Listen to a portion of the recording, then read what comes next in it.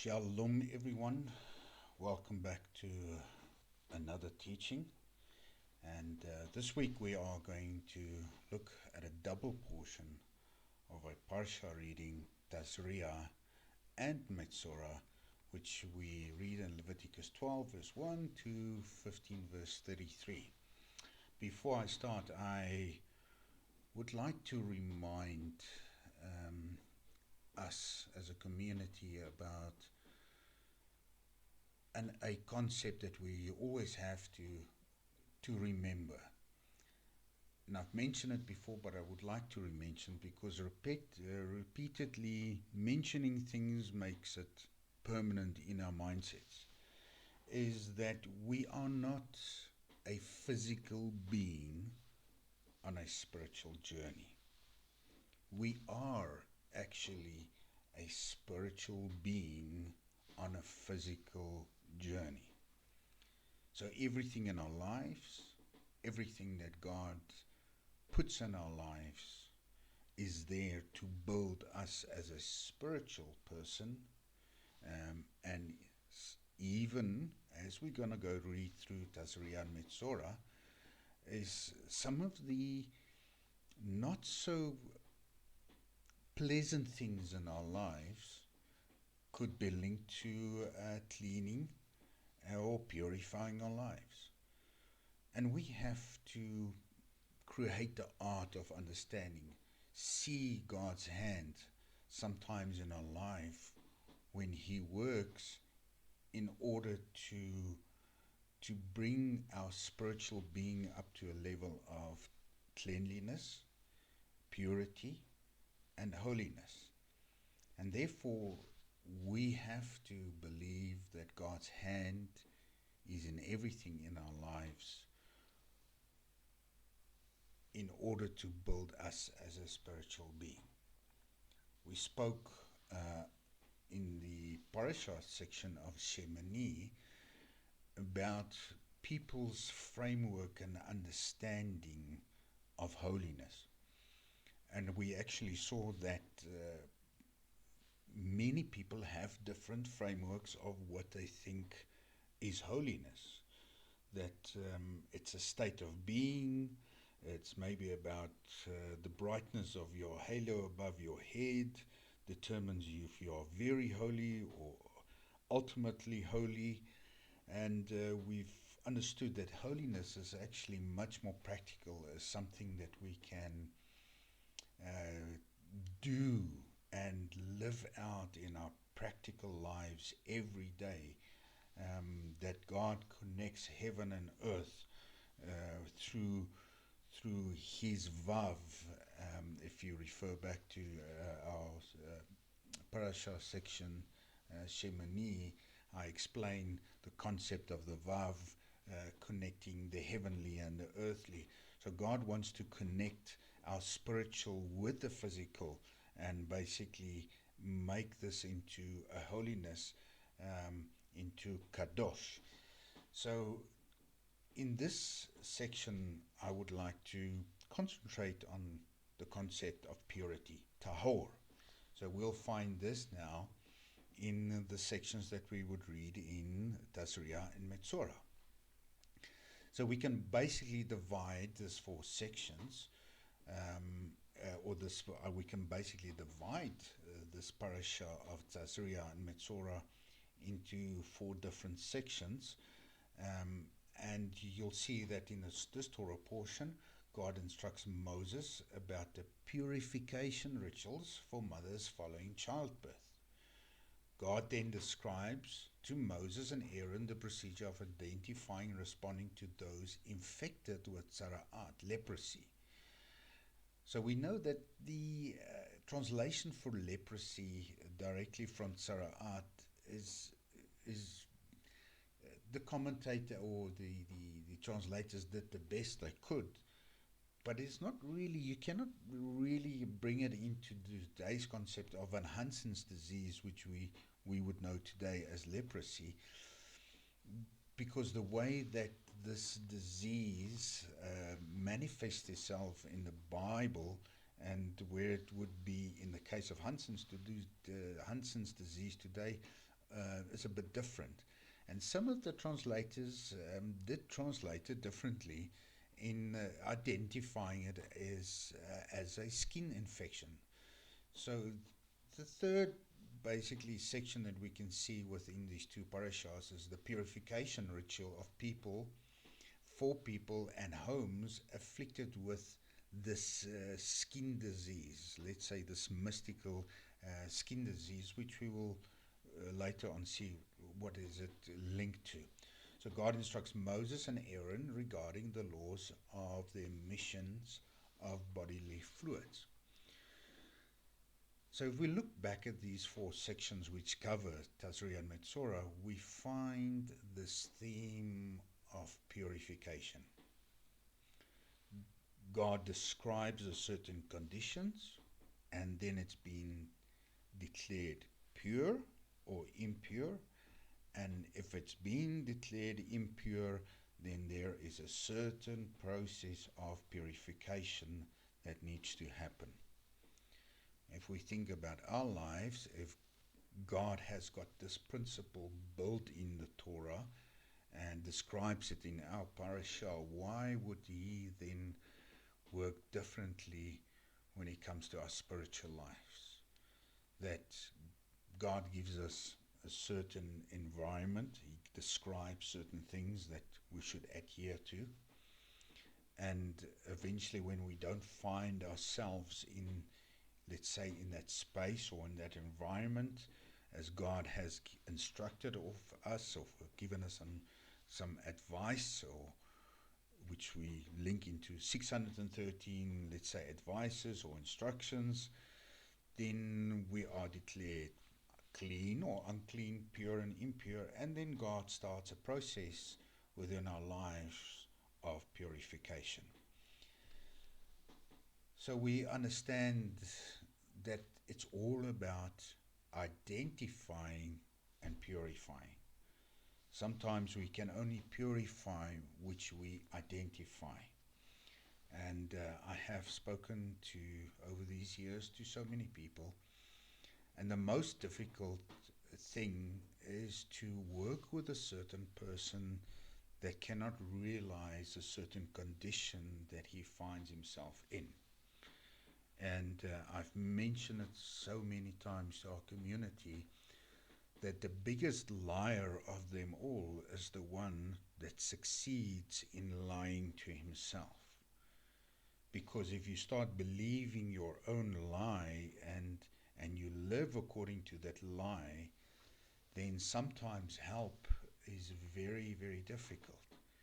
So the biggest liar that you can get out there is the one that looks into the mirror, lies to himself, and you actually believe that lie.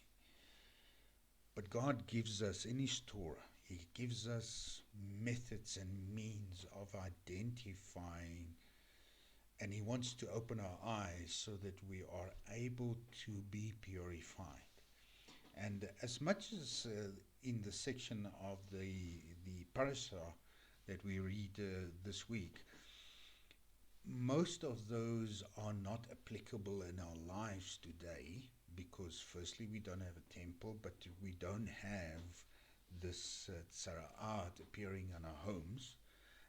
So it was a specific time and period, but the principle behind this still being able to be applied in our spiritual lives.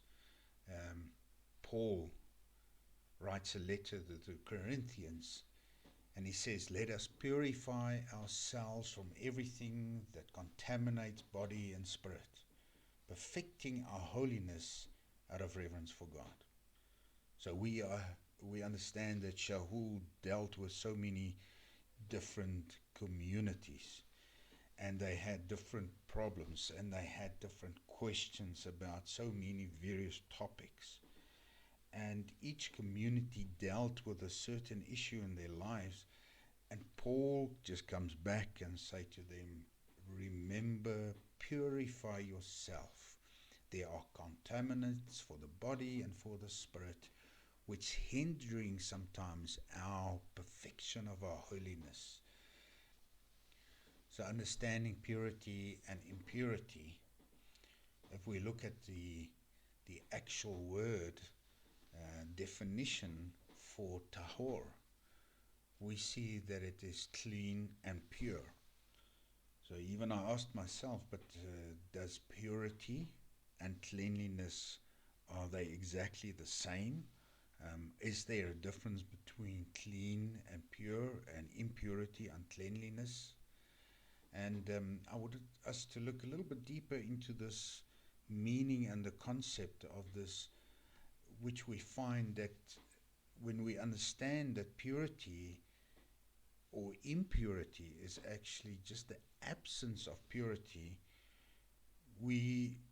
it's the same concept that we find in darkness. Darkness by itself does not exist, but darkness exists because there is an absence of light.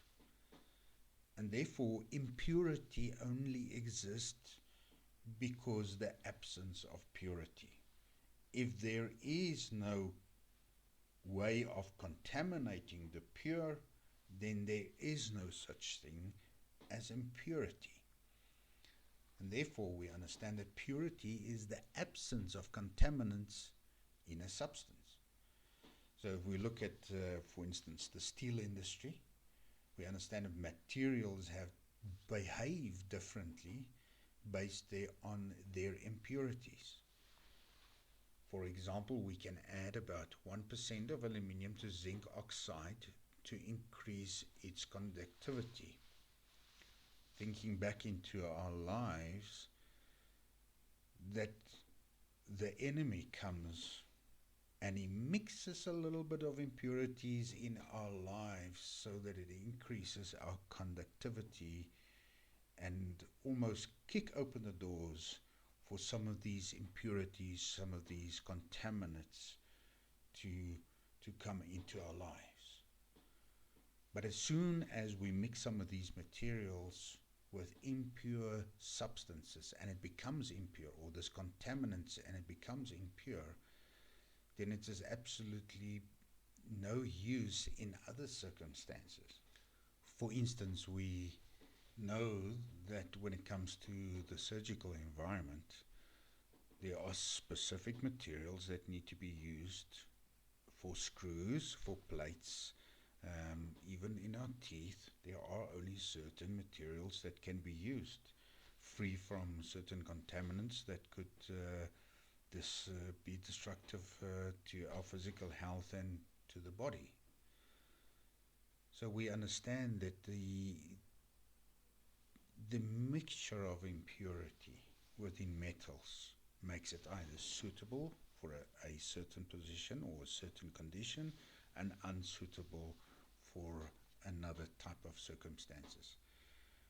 But in the end, the concept of purity and cleanliness, or what we're saying to be clean, is just two sides of a coin. You cannot put the concept of purity and to be clean separate from each other. It is actually one coin, just two different sides. So if something is pure, then it can carry the status of being clean. Or if we look at from the other side, if we clean something, then it means that it has become pure, free of contaminants. And the same with the concept of unclean and impure. It's just the two sides of the coin. So unclean means it contains so much contaminants that it is contaminated the purity of that physical environment or object, and therefore carries now the status of impure or impurity. And also, if you allow a pure substance to fall into a status where it's continuously contaminated all the time, then eventually it will be declared unclean for use. So as we said last week in a previous Parshat, is that we do not always have the understanding why God has declared certain animals to carry the status of unclean. God intended, or God knew from the beginning, that I would call this animal unclean because it carries some impurity. But it might not be the case for all animals, and some of the things are a hook. It is just a Hebrew word hook is not understandable. So, but the concept is there. When something is unclean, it carries some of the impurities within it. And when a pure substance gets contaminated, it is then declared unclean. So God takes this whole concept within this parasha sections and wants to teach us something as a reader today, not living in those times, but we can apply some of these things in our lives. So though outwardly Tzara'at would seem to be this mysterious skin disease, this leprosy, which is translated as leprosy, inwardly it reveals something of a deeper meaning. It means something about the human condition. Now we know that the commentaries within the Chumash and with over all these years has said the Hebrew word for evil tongue, lashon hara, is basically the root cause of this skin disease of Tzara'at. So we find that this disease spoken into about this parasha section is linked with the concept of the evil tongue, of speaking lashon hara. And we know that the word Metzora is a combination of two words, motzi, ra, one who brings out evil about another person. So the first passage in the Bible where we see that this disease is linked with the evil tongue, or this lashon hara, is linked when in Numbers 12, where Miriam and Aaron spoke about Moses, and Miriam was struck with leprosy. And the punishment of this Tzara'at was the plague of leprosy on Miriam. So this is where we get the first idea of evil tongue then connected to leprosy. But my question would be today, is it really the tongue that is the cause of this evil tongue of the disease? But isn't the concept really that what comes from the heart comes out of the mouth? So we understand, and we must know that Bible instructs us that we have to guard our heart with everything possible, because out of our hearts is the spring of life. And what we put in our life, and in Deuteronomy it says, and this shall be your life. This should be the way that you live. This is the instructions that I give you. So it is to cleanse and to put things in our heart that is pure. And we find that lashon hara, evil tongue or evil speech, is not the tongue itself. It's about what comes out of the heart that rules the tongue. So in Leviticus 13 verse 45, as for the person with a leprous affliction, the clothes shall be rent. So we understand that from this passage that this evil speech, or this lashon hara, this Tzara'at, does not just affect inwardly, but it is starting to affect, and God gives us principle is rent your clothes, because it's affecting outside as well. And it says the head shall be left bare, that you should know that the actions or the contaminants that come from the inside actually affects your outside environment. And sometimes it rents in our lives, it leaves us bare. And the way that God helps us deal with this is to give us this instruction that we have to go out there and call out on our lungs, call out on our voices, and we say, Tamei, Tamei, unclean, unclean. And he shall put us outside the camp. And it is quite interesting that if you are parents, then you would understand what I'm about to say. But when it comes to a cell phone or some video games, the easiest way to deal with a problem is sometimes you just put them in seclusion or separate them from this problem. And the individual is immediately put into a place where he has to think, he has to face his own thoughts. And when you are in very difficult circumstances, sometimes sitting in a room by yourself, dwelling apart, dwelling outside the camp by yourself, you have to face your thoughts. And I think that's why the enemy has managed today so successfully to use things like Netflix, YouTube, even any type of distraction out there, sports or whatever you can think about.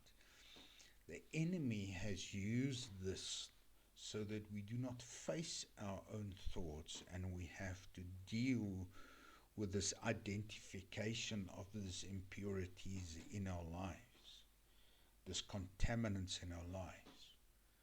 But God gives us this principle that sometimes the way to deal with this is to be outside the camp and you shout, Tamei, Tamei, I'm unclean, I'm unclean. Because if you can acknowledge that to yourself, then it at least it's a step forward. But you would think in this case it would be quite difficult. It would be, or let's say it would not be fair unto a person to walk around and shout to everybody, I'm unclean, I'm unclean. Now the part of the community, when they hear a person calling out unclean, unclean, is to look upon themselves as well and look upon with empathy on the other person. We should be praying for that other person. We should be examining ourselves, and we shouldn't be lashon hara, speaking evil about this person. We should actually be thinking about ourselves and even praying for ourselves and for this person to become better. When you enter the land of the Canaanites, I give you as a possession, and I inflict an eruption plague upon your house in the land you possess. God gives us here this idea that wherever you are, if you are in a place and your surroundings are infected, it's God's hand sometimes in it. Not in all cases, and we have to work with absolute wisdom and understanding. And that's why it's so important in this Parshat sections that we have to understand the principle of identifying first, and then declaring the status of what we have identifying, and then start with the action of purifying ourselves. So we see in this chapter 14 that God deals uniquely with impure things, hidden in the dark. Now the Canaanites earlier inhabitants, they concealed in their walls various objects of worship. And some of the commentaries actually say that the discoloration of the Tzara'at and in the walls meant, how deep was this object placed within these walls. So God deals and reveals the hidden things so deep so that it can be dealt with. And I've mentioned this previously in our community, that if we have to be left upon ourselves to make the tough decisions to put ourselves outside of the camp, we would never do it.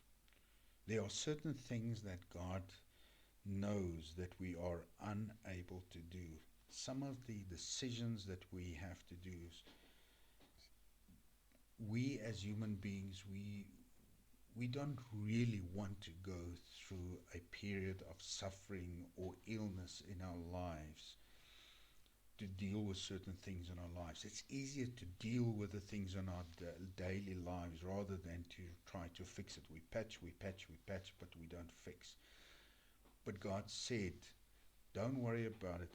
I will make the decision for you. I will identify and I will put you in a status unclean, and you will be put outside the camp. So God is the revealer of the hidden things in our lives. So we understand that in this same section, he says to the priest that you have to remove all the things outside the house and then inspect the house before just declaring it impure. Sometimes God needs to remove things from a house first so that he can deal with the impurity that lies within our house. We see in 1 Corinthians 6 verse 12, don't you know that your body is a dwelling place for the set-apart Spirit who is in you, which you have from Elohim, and you are not your own? We also read that out of a spring cannot come dirty and clean water. It's impossible. Clean water is contaminated with dirt, it becomes unclean, and that spring will bring forth unclean water. And we have to understand that we are not our own, that we are a spiritual being on a physical journey. We have been made in the Creator's image, and that image is be holy because I'm holy. That image is be pure, purify yourself, be kadosh, be set apart because I am set apart. In conclusion, there is a book, and I would recommend this book for anyone, that you can at least study it once a year. It's called the Mishalat Yesharim, the Path of the Just. And there is a specific section that deals with cleanliness. And I would like to read this section. It says the trait of cleanliness is that a man completely clean of all bad traits and all sins. Not only for sins which are familiar and recognized, because there's some of those things that's so obvious in our lives. But there are circumstances in our lives, like in a house, where it's hidden, it's in the walls. Also for those to which one's heart is enticed to rationalize that it is permissible. We would justify our actions, but you know what, this person was this, and therefore I said this, and I was angry, and we're trying to justify some of the things that we have said. Also for those to which one's heart is enticed to rationalize that is permissible. But when we truthfully examine the matter, we find that it appeared to the person justified only because his heart was afflicted by some desire and not entirely purified of it. That we find that there was a contaminant within the heart that made the pure impure, and therefore started bringing forth uncleanliness. And sometimes we don't want to deal with it, and as it Rabbi Lazzato rightly said, is that we basically justify then our actions. I really recommend that you read this book. It is really a food for thought about cleanliness. Another book I want to mention, that the clarifying of the purpose of life. If we understand that the purpose of life is to build our spiritual being on a physical journey, the only way that we can deal with our spiritual being is by placing it on a physical journey, and says, keep Shabbat. The day that we leave this earth, the day that our soul leaves our body, we go into a place where time does not exist, and therefore to keep Shabbat in the spiritual is impossible. God has given us commandments that can be done within the physical only, and therefore He's given us our spiritual body, a physical body, and we can do these things in the physical realm, and we can walk a road of purification. And the purpose of life is exactly this, that God wants to clean and build our spiritual life. A very interesting book to be read is Building a Sanctuary in the Heart, addressing some of these issues. In section 1, it identifies and it addresses this whole idea of clarifying what is the purpose of life. What is the purpose of things happening to me on my everyday life? The purpose of this road that I have to walk now. And let us rethink today that God wants us to firstly identify and then purify. May we see God's hand in work in our everyday life, in this everyday purification process. Shabbat Shalom.